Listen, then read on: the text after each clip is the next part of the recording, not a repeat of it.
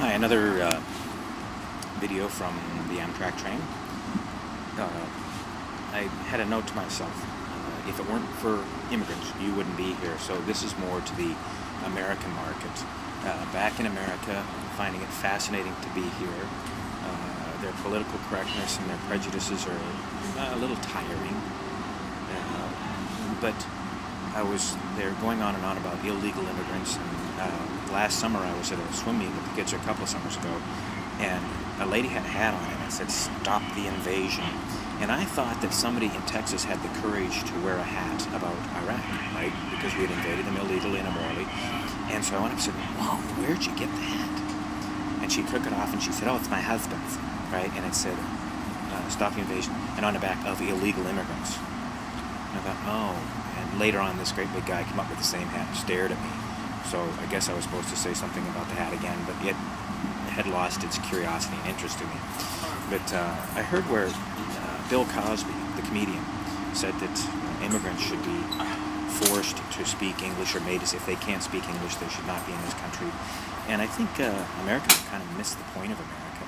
America has been the melting point since forever. I mean, I'm sure Kunta Crosby, possibly Bill Cosby's long-distance relatives, ancestors, didn't have the capacity to speak English when they came to this country. And a lot of people didn't. Chinese immigrants, Irish, they still don't speak English, do they? Polish, all the immigrants didn't speak English, and now we have a different immigrants. They come across the border to look for a better life. They do the jobs that the Americans don't want to do. They're not really undermining the economy.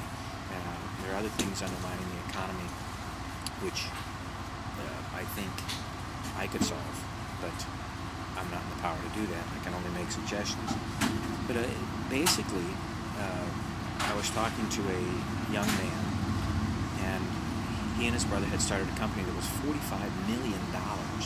And I said, "Where are you from?" And he said, "North Carolina." I said, "No." He said, "California."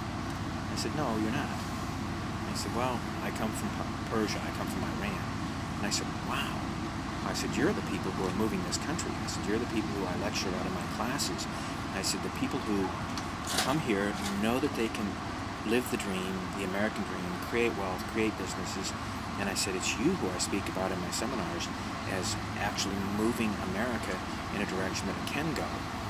I speak about my wife, too, who's an immigrant here, and she's written books and things and getting prosperous here. And if it weren't for the immigrants, I don't know where we would be. But this young man looked at me and said, that's not always the response I get when I tell people I'm from Iran. But look around you. Immigrants are what have made up this country. They've made it great. They continue to make it great. They will continue to make it great. We're becoming a melting pot. The world is the world. Let's become a world as opposed to a country. What do you think?